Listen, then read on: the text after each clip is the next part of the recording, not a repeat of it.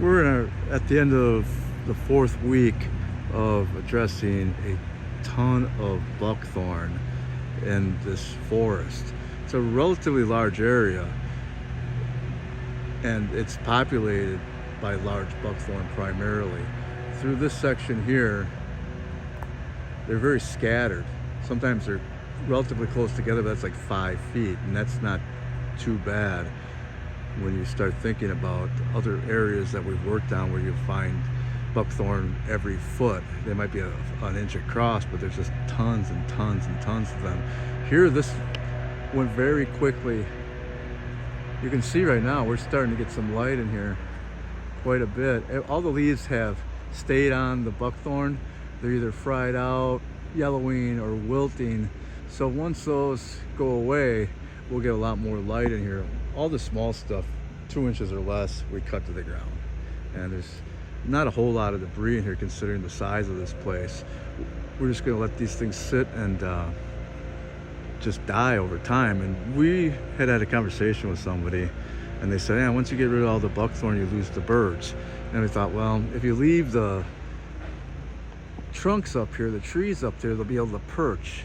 It's not going to be so open, they'll feel a lot safer. So I think the only negative here will be that there's really nothing for the birds to eat. They came in here, they were only eating buckthorn, and we're starting to see, like, we walk along walkways and you'll see purple shit everywhere from the birds, and that's so unfortunate. This should be filled with viburnums, dogwoods, other types of food for those birds, and they'll come in here in great numbers, but it just doesn't exist except in small patches in this area.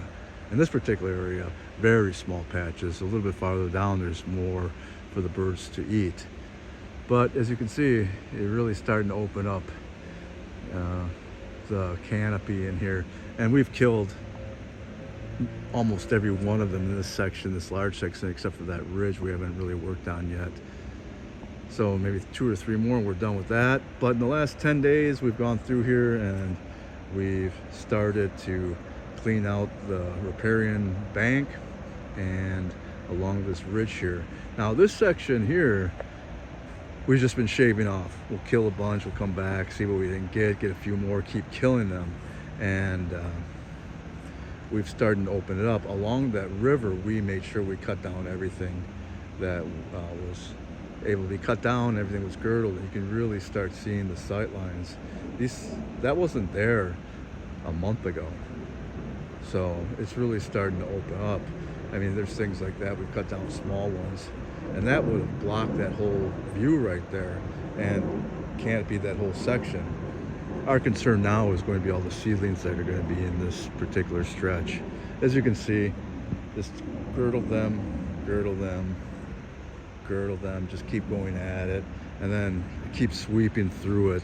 And every week you make progress. Another way you could do it, I mean, some of these smaller ones, a hack and squirt is supposedly an effective method, so it would be a little bit quicker than the way we're doing it, girdling the whole circumference of the trunk.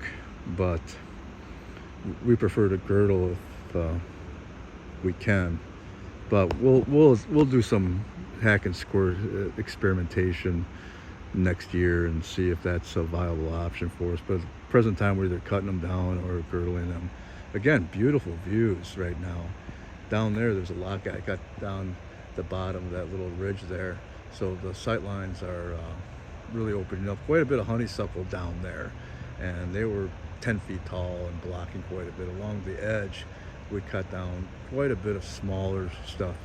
As far as large stuff along the river, there weren't too many, maybe 10 relatively large trees that were along these lines, maybe a little bit bigger, maybe 10 of them on the whole stretch that parallels this.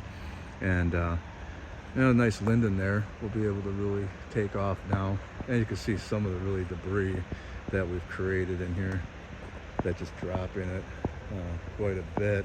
We'll clean some of this stuff up over time, but you can see through here, this was all blocking that view. And right now you can walk through here and see that.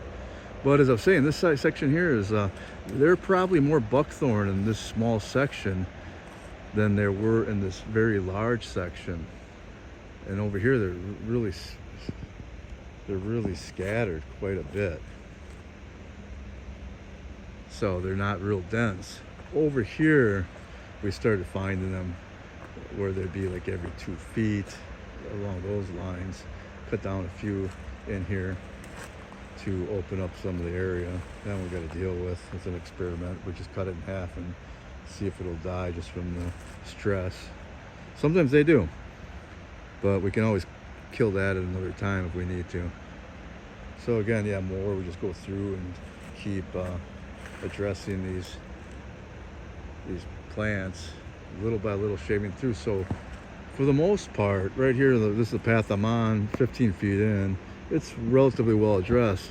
We've got a section that just goes down that ridge, maybe 10-15 feet. On the other side, it's relatively clean. So we're hoping that making another 2 more weeks through here, that we'll have this whole section under control, and then we can get on to the final maybe 20% of the area, if that, that's along this ridge line. Again, a lot of death in here. It'll bring life. This will be a fantastic accomplishment. I've done a lot of buckthorn removal in the past, and I would say this is probably one of my most, which I say is most rewarding projects, because we were able to do it in a very quick amount of time. We did not spend much time in here, maybe 4 man hours a week, 16 hours total in here, and we've got a lot of area covered. We've got areas that are much smaller than this that we're still working on a year later, just because of the density of the buckthorn. They were all small, but what happened there is, like, those areas, these large ones had been removed, and then on the ground they really didn't do much with it. These little ones, they didn't do anything with. Maybe even some smaller chest high buckthorn they didn't remove. You come back 8 years later, it's a thicket. I mean, there's buckthorn every square foot, 5, 6, 10, in some cases more per square foot, and there's just hundreds and hundreds and hundreds. Here, there might be 500 total large ones that we're going to have to either cut down or girdle, and that's it. But it's a substantially large area, and to see that light coming in is fantastic. Over here, there's a lot of density along the ridge, but it's even brighter over here. But you can see the light that's over there. That wasn't there before. That was all dark a month ago. So we'll be working on these small ones that are in here this year, and probably what we're going to do is just try to cut them all to the ground this year. They're really in the next week or so. We're getting into fall, so if you take off the top, we're going to have quite a bit of killing. We might have some coming back, but we just do not have the manpower to be addressing these one by one.